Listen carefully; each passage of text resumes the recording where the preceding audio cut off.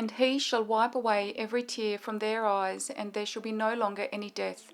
There shall no longer be any mourning, or crying, or pain.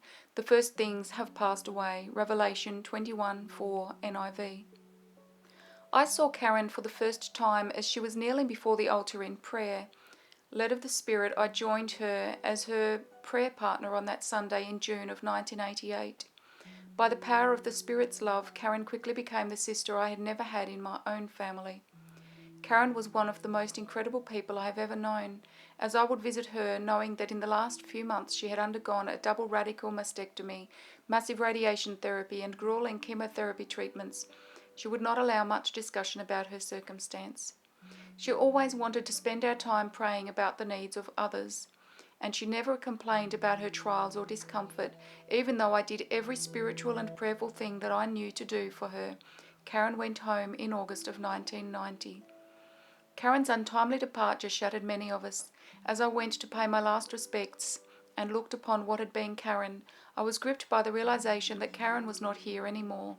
Not that she was gone because she had died, but that the lifeless form that I could see was not the Karen I had loved. For the very first time, I learned what it meant to truly love someone in the Spirit. In the days that followed, I continued to grieve and mourn over Karen's death. I knew that she was in heaven. Notwithstanding this knowledge, I was upset that she would not fulfill all the wonderful dreams that I thought could have come true for her in this life. About a week after her funeral, I was thinking about this theme when all at once I saw rolling white clouds in front of me that filled my range of vision. Next, a distant figure emerged from within the midst of the billowing white clouds. Immediately I knew that this figure was that of a woman, and that her hairstyle and colour was very distinctive and familiar to me. As the figure moved closer, I was literally astounded. It was Karen. Within less than a heartbeat after that instant of recognition, I saw the fullness of the smile that had been one of Karen's trademarks, and from this smile I heard Karen say, just as you sometimes hear a familiar melody race through your mind, "Oh no, don't cry, it's all right."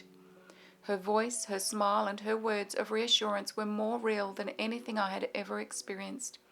At that precious second, I knew that Karen was supremely happy and my own sorrow forever disappeared. My God, the eternal God of everlasting love, had sent Karen back for a split second to offer one final "I love you."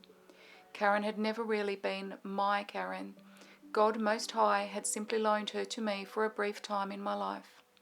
And when that loan period ended, God even allowed His very precious Karen to step out of eternity and back into time, if only for a moment, to bring healing to her brother and to demonstrate that His love is greater than both physical death and mortal time. Hallelujah. I pray that this testimony blesses you.